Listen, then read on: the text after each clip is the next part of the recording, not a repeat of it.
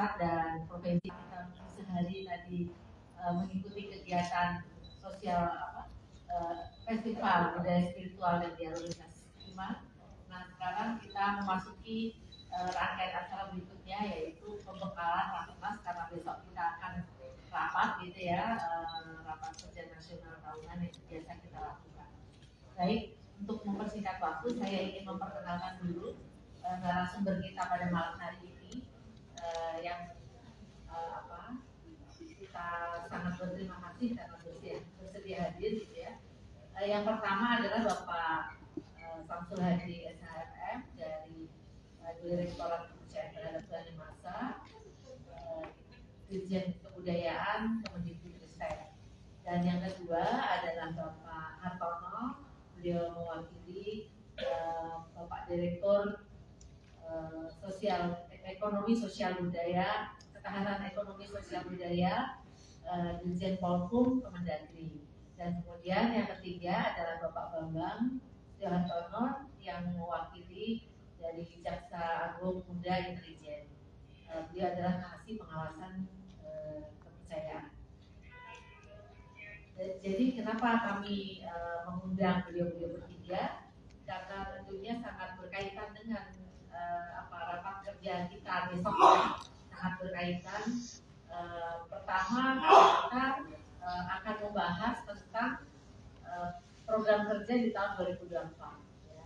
Kita harapkan dari pembekalan dari bapak-bapak ini akan menambahkan gitu ya, wawasan kita dan ide-ide kita untuk membuat program kerja di tahun 2024. Walaupun kita sudah mempunyai draft mungkin, tapi dengan adanya pembekalan mungkin ada hal-hal baru yang nantinya akan bisa kita masukkan. Kemudian seperti yang tadi disampaikan juga oleh Bapak Suwana bahwa besok itu kita selain akan mengkaji anggaran dasar kita karena menjelang munas di tahun depan, kemudian juga akan membahas program kerja tahun 2024, kemudian juga akan melihat ya, karena kita ini kan belum punya sistem kepercayaan yang kita sepakati gitu oleh RKKI. Sekarang kita sudah ber-10 tahun. Memang waktu kita akan ada penyuluh kepercayaan, kita membuat modul kepercayaan ya, tapi itu kan belum pernah menjadi kesepakatan kita dan itu mungkin terlalu luas gitu ya. Nah ini istilahnya apa sih sebetulnya kepercayaan terhadap Tuhan Yang Maha Esa yang disepakati oleh RKKI. Nah itu secara singkat saja yang nantinya semua pengurus RKKI akan menjelaskan hal yang sama di seluruh Indonesia. Kemudian perlu juga nanti kita membuat profil RKKI yang sudah 10 tahun, apa saja yang sudah dilakukan oleh RKKI. Itu perlu kita sosialisasikan juga baik di tingkat pusat maupun di daerah. Selanjutnya nanti kita juga akan membahas salah satu juknis penting dalam rangka munas tahun depan, yaitu bagaimana sih sistem pemilihan presidium kita. Setelah 2 periode kita memiliki presidium, nah sebaiknya nantinya ada sistem gitu ya, ada apakah nanti dibentuk panitia seleksi atau seperti yang sangat transparan gitu ya, sehingga nanti semua organisasi anggota kita itu merasa bahwa memang pemilihannya sangat terbuka dan transparan, tidak main belakang gitu ya, siapa yang dipilih ini gitu. Jadi harapannya seperti itu, sehingga nanti presidium 2 periode ini sudah menyiapkan sebuah sistem yang nanti akan dilanjutkan oleh kepengurusan berikut. Baik, untuk mempersingkat waktu, jadi intinya kami mengundang bapak-bapak, sebenarnya kami ingin menggali Bapak Ibu sebagai bekal kita nanti untuk melaksanakan besok. Itu mungkin yang pertama. Kami mohon kepada Bapak Samsul Hadi untuk bisa memberi pembekalan kepada kita, karena kebetulan Pak di sini ada dari RKKI, ada Puan Hayati dan juga ada Bima Pakti yang mereka juga akan segera melakukan rakernas untuk menyongsong tahun 2002. Pada Bapak Samsul Hadi. Terima kasih. Assalamualaikum warahmatullahi wabarakatuh. Rahayu, salam sehat kita semua. Nah, pertama-tama yang saya hormati Presidium dan juga Sekjen RKKI, Bu Retno, Bapak Puan Hayati, Sekjen dan Bima Pakti. ini Bapak Ibu sekalian, saya kira menyingkat waktu karena tadi saya sudah saat pembukaan sudah panjang lebar menyampaikan. Nah, untuk sesi malam hari ini saya ingin menyampaikan beberapa poin penekanan sebagai bahan evaluasi, bahan diskusi saat diskusi di internal pengurus MLKI pusat, provinsi maupun kabupaten, Purwodadi dan Demak Bakti. Pertama, yang menjadi perhatian kiranya perlu adanya konsolidasi. Karena selama bermitra dengan Direktorat KMA, saya melihat tata kelola sistem koordinasi antara DMP dan DMW, nah ini perlu kiranya ada pembicaraan kembali gitu, supaya kebijakan-kebijakan yang disepakati bersama itu bisa sampai ke masyarakat, dalam hal ini warga penghayat perjalanan Tuhan Yang Maha Esa.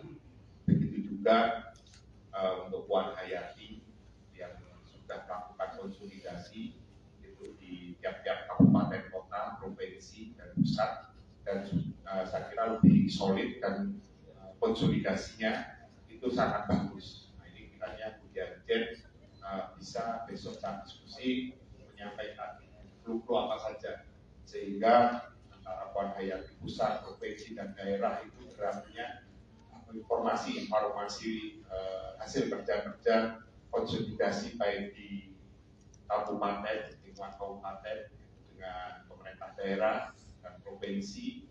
Nah, untuk yang di pusat dikonsolidasi kementerian dan lembaga. Nah, ini Puan Hayati juga banyak melakukan gerakan. Begitu juga MLKI gitu, dengan umur 9 tahun mau 10 tahun. Nah, ini kiranya gerakan-gerakan ini fluktuasi sekali. Saya melihat ada titik-titiknya, banyak capaian-capaian, dan ada kalanya penurunan gitu, untuk gerakannya. Nah ini perlu dievaluasi kembali, dirembuk dengan sebaik-baiknya, dan sepakat bagaimana sistem konsolidasi antara MMKI pusat, DMP, dan DMW, baik provinsi maupun kabupaten kota. Karena ada beberapa itu pengurus WA saya tengah malam gitu, karena untuk penghayat ini WA-nya di atas jam 10 ya, gitu. Dan berharap dijawab di jam itu juga. Gak apa-apa, saya 24 jam gitu. Ada yang jam 3 gitu, ada curhatan saya jawab langsung. Ini yang sifatnya personal. Terus untuk Demak Bakti, nah ini yang istilahnya anak ragil lah istilahnya ya. Nah ini pergerakannya saat ini sudah mulai mengurus perizinannya ya. Nah ini segera gitu.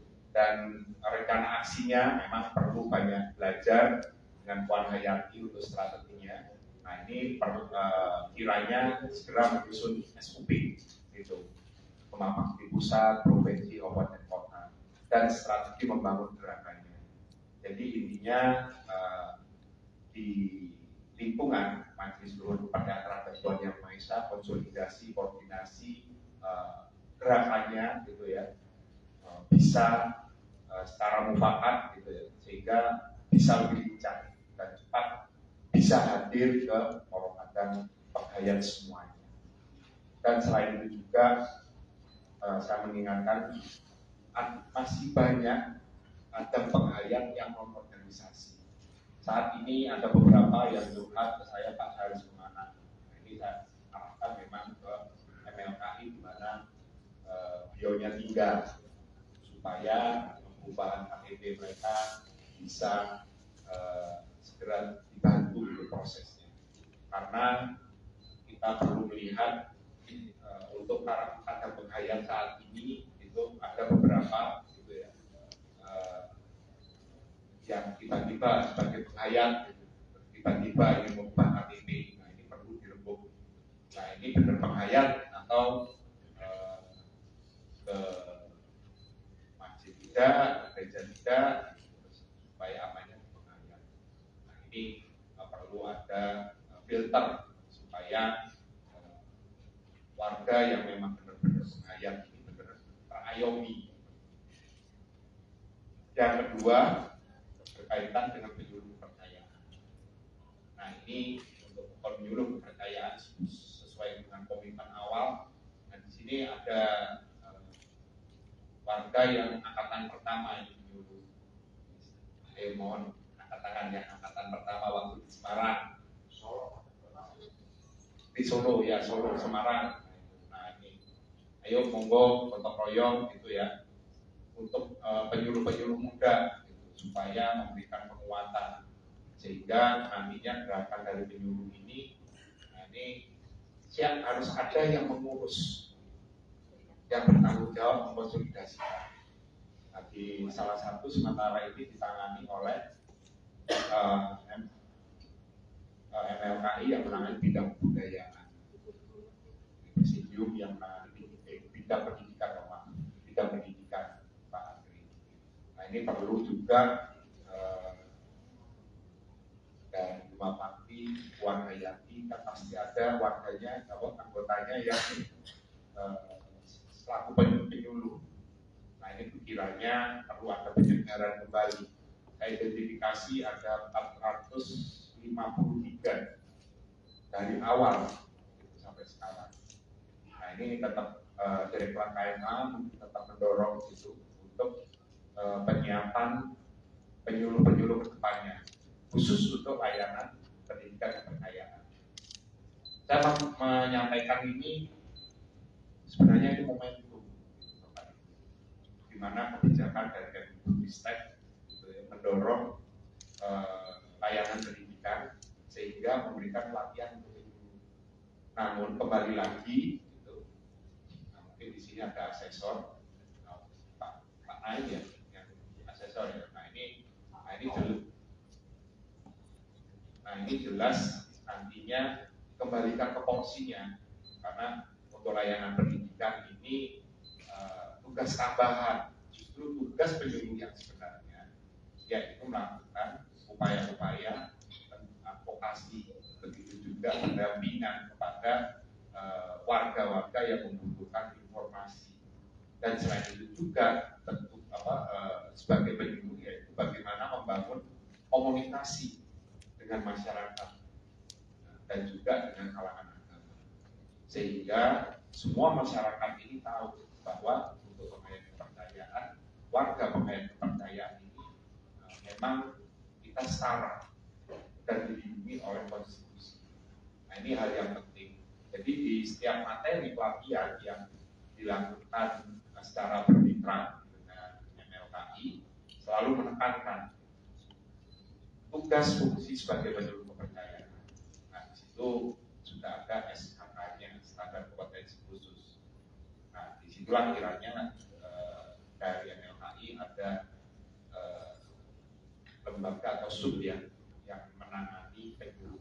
Karena kalau tidak ditangani serius, ini akhirnya lupa gitu. Ya saya dulu penyuluh ya. Nah dari situ yang sudah pernah mendapatkan sertifikat penyuluh yang masa berlakunya berakhir, nah ini bisa dievaluasi oleh pengurus MLKI pusat, provinsi dan daerah. Nah supaya penyuluh dalam melakukan advokasi layanan kepercayaan terhadap Tuhan Yang Maha Esa ini lebih memiliki kekuatan hukum gitu, kalau sudah ada sertifikatnya. Nah ini dengan biasanya berhadapan dengan UPD provinsi maupun kabupaten kota.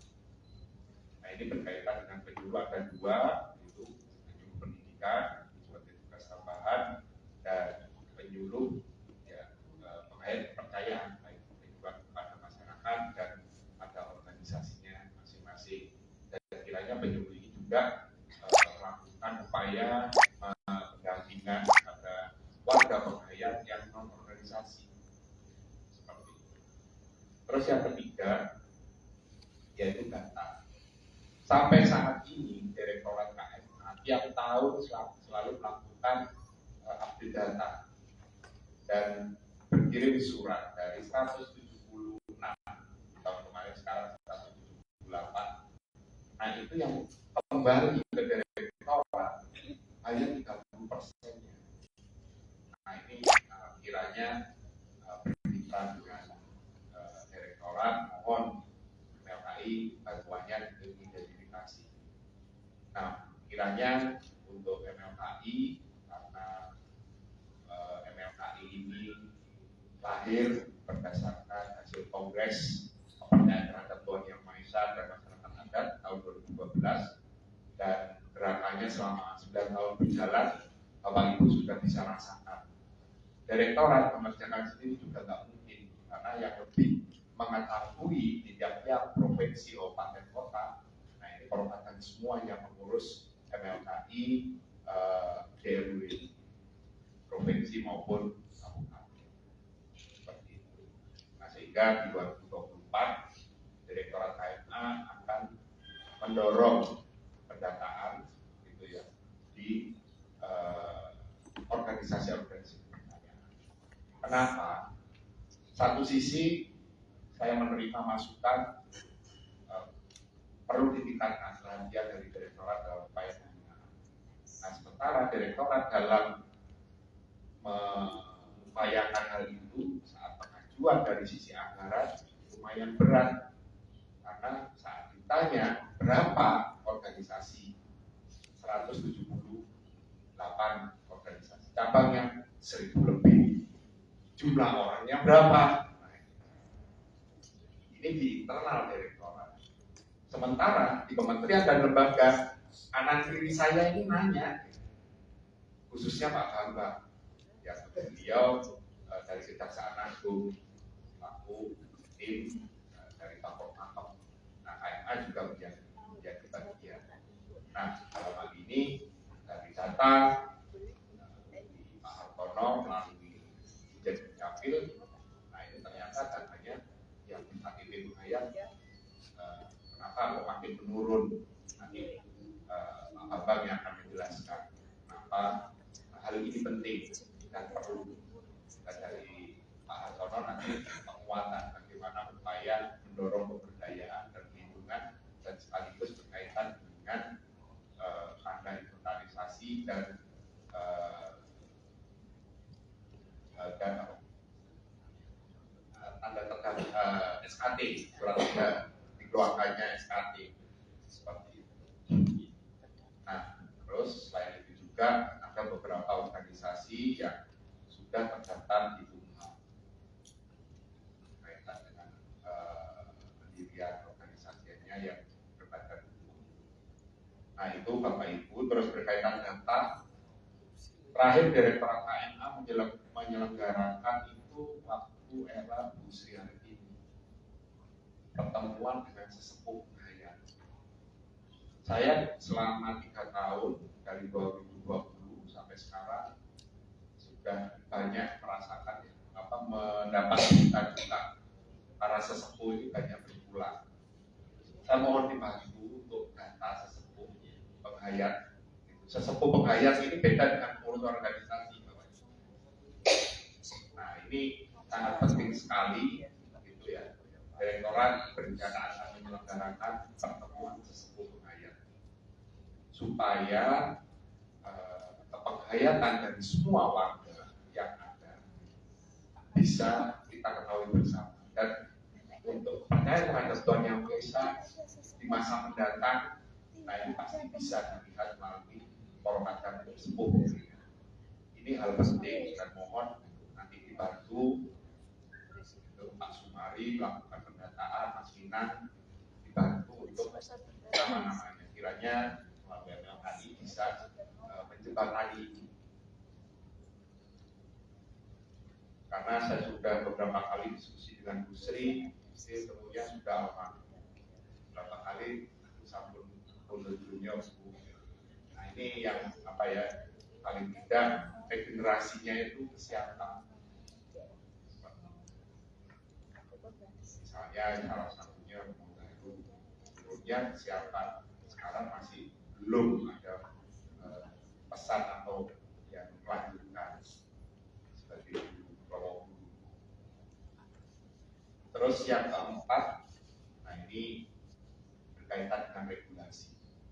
Direktorat KMA sejak tahun 2020 daerah saya mendorong terbitnya ada regulasi supaya MLKI provinsi, MLKI kabupaten kota punya guidance bagaimana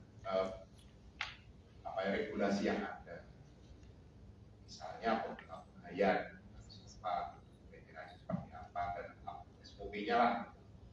Dan yang kedua, penyuluh, walaupun di SKK itu ada tugas fungsi penyuluh, namun sistem koordinasi konsolidasinya, nah itu di Direktorat KMA ada tim koordinasi layanan advokasi. Nah itu berkonanya itu supaya nyambung. Kalau ada permasalahan yang tidak bisa diselesaikan oleh penyuluh, ada tim advokasi dari Direktorat KMA. Dan saat ini Direktorat KMA sudah melatih dari 23 unit pelaksana teknis kami. Misalnya kalau ada yang tinggal di Jogja, yang tinggal di Solo, ada DPK 10. Nah di situ kami sudah ada tim advokasi. Nah ini supaya prosesnya lebih dekat untuk konsolidasi koordinasi. Nah ini mohon dibantu untuk dibicarakan. Nah paling tidak bisa dibagi perannya. Dan itu regulasi lain monggo, karena Bapak Ibu yang lebih tahu, Direktorat nggak bisa masuk ke dalam. Intinya Direktorat dalam rangka upaya pelindungan terhadap percepatan pemenuhan hak sipil penghayat, Direktorat sudah menyiapkan perpres pemenuhan percepatan pemenuhan hak bagi penghayat dan terhadap Bank Yang Maha Esa dan masyarakat adat. Tadi sudah saya sampaikan, dan nanti tanggal 1 ada publik yang kedua kemarin Bandung. Saya kira itu ya Bapak Ibu sekalian, dan yang menjadi perencanaan program pembagian peran di level provinsi maupun kota untuk 2024. Nah ini bisa segera didiskusikan sehingga nanti apabila sudah siap semua bisa menginformasikan ke Direktorat, juga ke lapor-lapor berkaitan dengan perencanaan yang berhubungan dengan perubahan identitas, terus berkaitan dengan organisasi bisa disertai untuk ke depan. Yang jelas tahun ini tahun politik, mungkin kita lebih menata diri, jangan sampai hanyut dalam kondisi saat ini di tahun politik. Ya, intinya kalau penghayat ini perlu damai, jadi jangan sampai termanfaatkan atau diisukan. Nah ini monggo, saya melihat juga dari kader-kader penghayat ini yang ingin istilahnya mengangkat kader lainnya yang ikut konsentrasi di politik, misalnya bisa atau depan bisa masuk jadi DPRD, DPR RI, itu juga bagian dari partai terus, karena kita kiranya tidak masuk dalam ranah diskusi. Yang paling tidak kiranya untuk masa depan Direktorat KMA mendorong peningkatan eksistensi yang utama sebenarnya untuk mendekatkan diri pada Tuhan Yang Maha Esa dan tidak lebih ke politik organisasi, karena politik organisasi ini akan itu kok bisa dibantu Direktorat ya, kok enggak ini dari Direktorat nanti ada apa. Saya berharap nanti kompak yang bisa diayomi melalui MLKI. Nah, bentuk kegiatannya ayo bareng-bareng bersoyo. Direktorat tidak memihak ke salah satu organisasi, namun Direktorat mengayomi semua organisasi. Kalau punya kegiatan tidak satu organisasi, namun ayo melibatkan organisasi-organisasi. Karena ini merupakan bagian tugas dari Direktorat KMA melayani organisasi-organisasi yang di bawah pembinaan Direktorat KMA. Saya kira demikian, Bu Retno, ada 4 poin besar sebagai bahan diskusi besok, dan nanti berkaitan dengan faktor-faktor yang akan disampaikan oleh Pak Bambang, terus berkaitan dengan organisasinya bisa dibalikan ke Matur Nuwun. Wassalamualaikum warahmatullahi wabarakatuh dan Rahayu. Terima kasih banyak Bapak Sulani.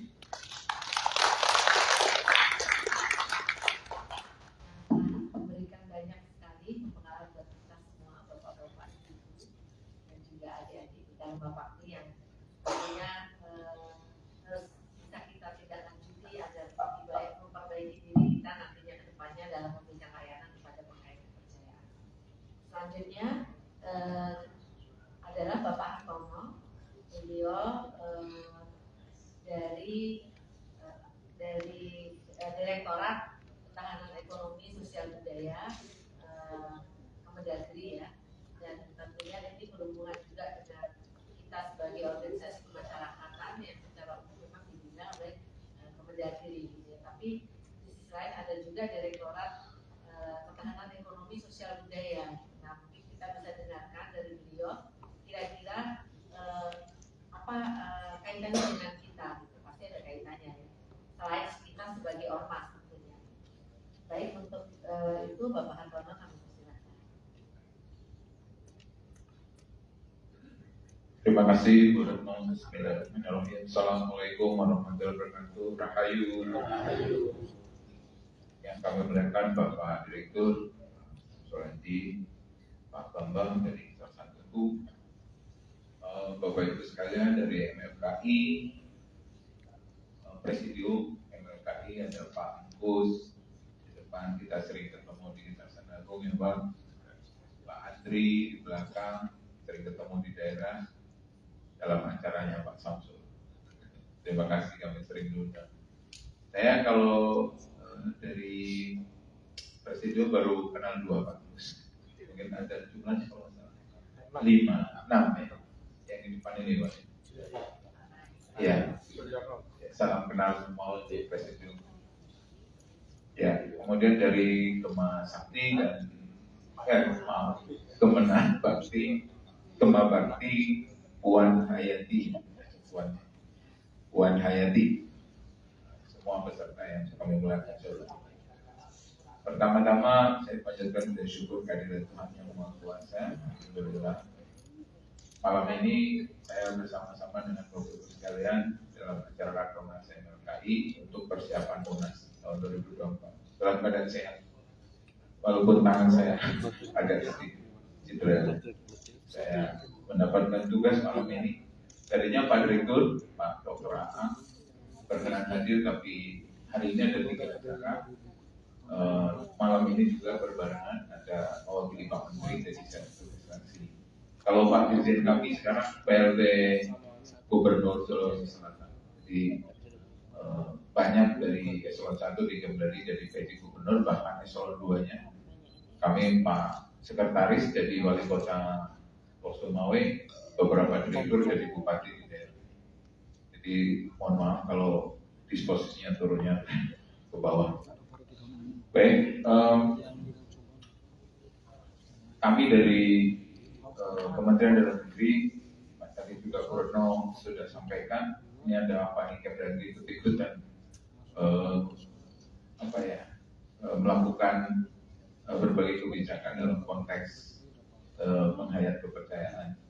Jadi kami sebenarnya disatukan oleh sebuah peraturan bersama Menteri waktu itu Menteri Pendidikan dan Pariwisata ya, Kebudayaan dan Pariwisata, dan Menteri Dalam Negeri nomor 43 dan 41 tahun 2009 terkait dengan layanan terhadap kepercayaan terhadap Indonesia. Jadi kami selama ini memang dengan Pak Samsul, Pak Direktur ini intens berkomunikasi, terutama terkait dengan berbagai isu tentang penghayat terutama, dan juga masyarakat adat ya Pak. Kita disatukan juga dalam hal teknis, yaitu tim koordinasi peningkatan layanan terhadap masyarakat adat dan penghayat kepercayaan. Oleh karena itu, sesuai dengan tadi visi-visi dari Bu Retno, kami akan menyampaikan beberapa hal terkait dengan aspek tata kelola di Kementerian Dalam Negeri. Yang pertama, ada 3 pendekatan Pak. Dari sisi kami di Kemendagri, Direktorat Ketahanan Ekonomi dan Sosial Budaya. Nah, di dalamnya ada subdit kerukunan umat beragama dan penghayat kepercayaan. Nah, itu saya di kami. Dari sisi regulasi tentu kami mengurut ya dari konstitusi dulu Pak. Dari Undang-Undang Dasar 45 kita, saya kira sudah sangat clear. Kalau sebelum terjadinya amandemen, masih ada ambigu ketika pasal 29 menjadi dasar bagi perkantoran menghayat, karena di situ jelas bahwa negara menjamin kebebasan penduduk untuk memeluk agama, menjalankan ibadahnya berdasarkan kepercayaan itu. Padahal itu diskusinya merujuk pada agama, bukan kepada kepercayaan. Dengan adanya amandemen sudah sangat clear Pak, Bapak Ibu semua, pasal 28 huruf E angka yang kedua, dan negara menjamin penduduk untuk meyakini kepercayaan, itu sangat clear. Itu dari sisi konstitusi. Oleh karena tidak ada lagi anggapan bahwa agama pasal 28 di ayat 1 juga menjamin kebebasan, yang keduanya tentang penghayat, tentang kepercayaan. Secara kedudukan hukum sebagai warga negara sudah sangat setara. Itu dari konstitusi. Kemudian tentu turun kepada operasionalnya undang-undang. Nah, di Undang-Undang 23 tahun 2014 juga sangat jelas dalam tata kelola penyelenggaraan urusan agama dia absolut di urusan absolut. Ada 6 urusan absolut di dalamnya agama. Kemudian dari sisi penghayat kepercayaan ada dalam urusan konkuren, urusan wajib, non payah dasar.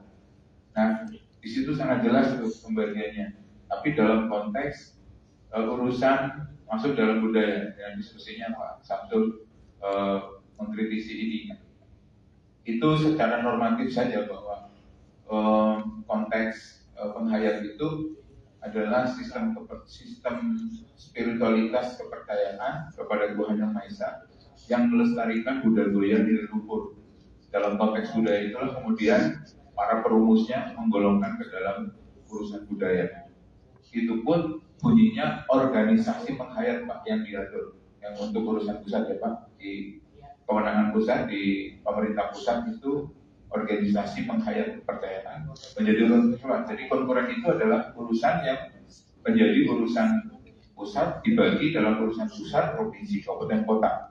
Sehingga pemerintah pusat mengerjakan apa, provinsi mengerjakan apa, kabupaten kota mengerjakan apa. Lalu dari sisi organisasi penghayat menjadi urusan kewenangan pusat. Nah, pemerintah pusat ya Kemdikbud. Tapi juga pusat itu kan presiden dibantu oleh para menteri. Itu juga terkait ya, di kami ada terkait tata kelola kebudayaannya bisa berbagi antara Kementerian Dalam Negeri dalam konteks karena urusan di daerah dari sisi pengawasan di Kejaksaan Agung. Nah, di tingkat provinsi lebih ditekankan kepada tata kelola nilai-nilai luhurnya. Jadi bunyinya pun masih konteks kewenangan di bidang budaya, pelestarian nilai luhur budaya, konteksnya begitu. Di provinsi, kabupaten, kota sama. Itu dari sisi regulasi terkait penghayat. Kemudian yang kedua terkait layanan kependudukan. Nah, itu masih dalam konteks Kemdagri juga. Tentu sesuai dengan putusan MK 40 2016 ya, bahwa kolom agama sudah harus dimaknai juga adalah di situ kepercayaan. Jika tidak dimaknai kepercayaan, maka dia bertentangan.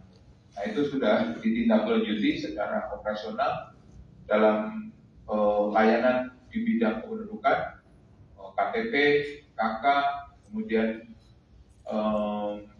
akte lahir, kematian, dan perkawinan. Nah, KTP dan perkawinan, saya akan sedikit mengulas berbagai permasalahan. Kenapa kemudian dari data Kemdagri, saya sudah diskusi juga dengan Dukcapil, datanya itu ada perubahan ya. Sekarang sekitar 0,04% ya. 0,04% atau 0,6% di antara itu, saya agak lupa. Saya menemukan satu fenomena dengan Pak Andri juga di Solo juga, bahwa ada satu, saya tidak tahu nanti buat diskusi juga ya Bapak Ibu sekalian, bahwa masyarakat kepercayaan tidak serta-merta kemudian di KTP-nya adalah penghayat. Dia dengan berbagai alasan tidak memunculkan dirinya sebagai penghayat. Saya menemukan di Solo, ada dari Solo? Di Solo, di kegiatan kami Pak Minas juga datang. Di Solo itu peserta kita aja 100, tapi yang terdaftar di KTP di Dukcapil bulan presentasi itu cuma 26, 100 di luar. Nah, setelah kami tanya ini ada apa? Ternyata ada stigma. Jadi masih terbawa-bawa di bagian dari masyarakat yang di level grassroots bahwa stigma politik.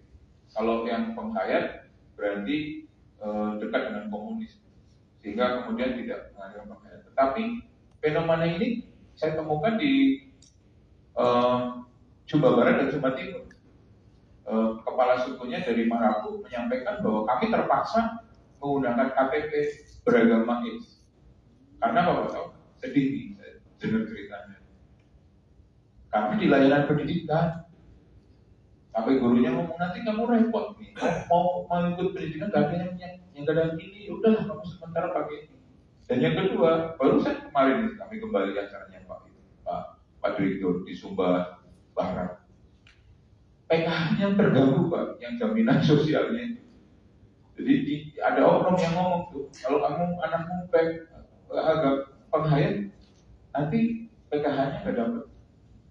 Akhirnya mereka dari depan kita sanksi juga dari Pemkot juga kaget, dan masih ada terjadi hal-hal yang seperti itu, yang kemudian akhirnya KPP nggak mau menggunakan penghayat, nggak mau merapu, akhirnya menggunakan agama tertentu. Gitu.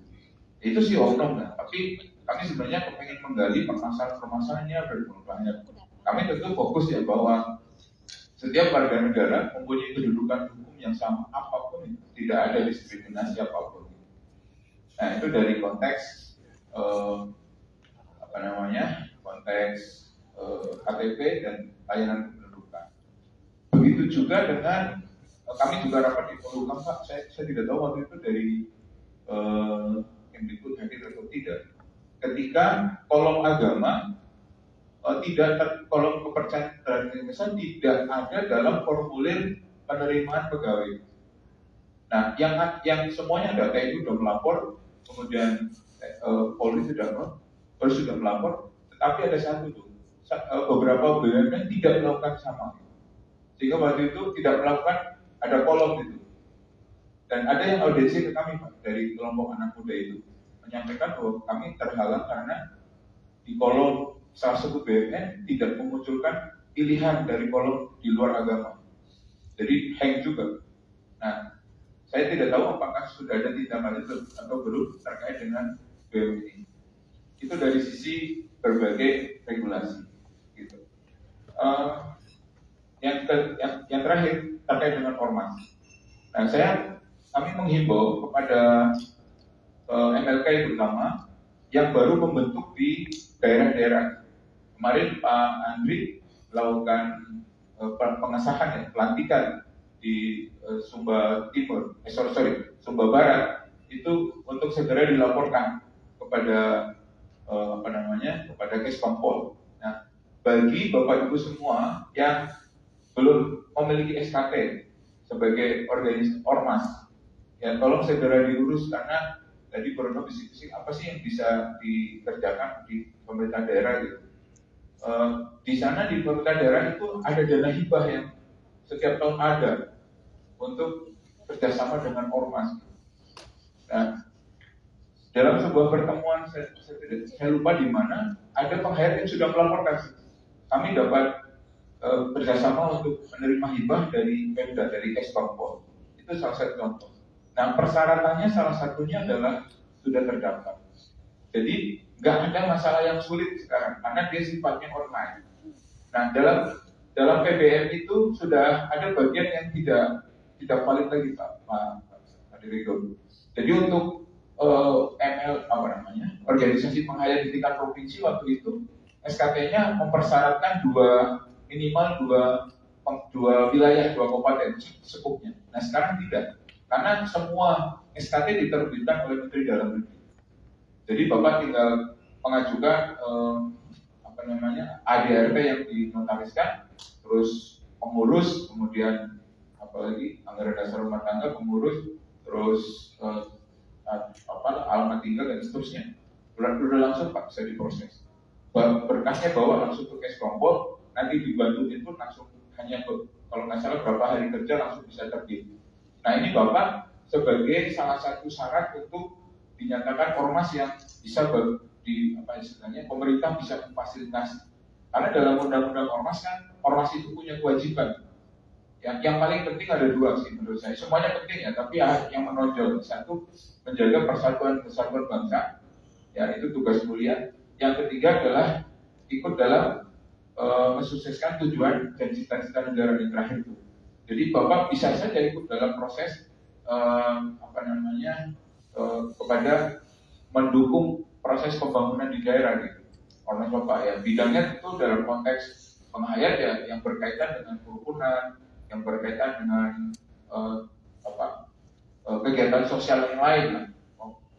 Terutama misalnya kayak kemarin terjadi COVID itu banyak, terutama Solo atau Klaten kalau nggak salah, itu bergabung dengan FKUB dan kemudian melakukan sosialisasi terkait dengan COVID. Nah, ini pemerintah daerah dengan anggaran-anggaran yang tersedia, tentu ini bagian yang dapat dimanfaatkan oleh organisasi penghayat. Kemudian yang kedua, aspek kami dalam konteks pembinaan ke daerah adalah penguatan kelembagaan. Jadi kita di tangannya kalau Pak Direktur ada Dinas Kebudayaan, kami ada Keskompol. Nah, Keskompol itu adalah institusi di daerah SKPD yang memiliki tugas sama dengan di Kemdagri, bidang ketahanan ekonomi sosial budaya. Di dalamnya kerukunan umat beragama dan penghayat. Jadi ofisial itu, tata kelolanya ada di sana. Nah, kemudian untuk pemberdayaan kelembagaan ini, memperkuat kelembagaan, tentu butuh penganggaran. Oleh karena itu, setiap tahun Pak Samsul waktu itu gencar sekali ngomong ke kita, tolong dong daerah itu diberikan payung untuk munculnya anggaran. Oleh karena tahun 2020 kita sudah keluarkan, tadi sudah share ke Pak Direktur, bahwa daerah agar menganggarkan selain kepada FKUB, kerukunan beragama, juga dalam konteks pembinaan penghayat kepercayaan terhadap Indonesia itu muncul. Kalau sudah muncul dalam regulasi, kemudian tinggal pada politik anggaran para pimpinan daerah akan menganggarkan berapa dalam konteks ini. Dan kami beberapa kali di daerah diundang untuk kegiatan seperti ini, mengundang penghayat. Terakhir di Kota Tangerang, terus beberapa di Jawa Barat, beberapa di Jawa Tengah, melakukan kegiatan dengan mengundang penghayat. Itu dari konteks pemberdayaan secara kelembagaan. Oleh karena itu kami menghimbau, monggo, saya mau cek apakah ada yang belum punya SKP yang hadir di sini organisasinya. Sudah semuanya? Oh, Bapak ada. Dari mana? Dari Minahasa Selatan. Dari Minahasa Selatan. Oke.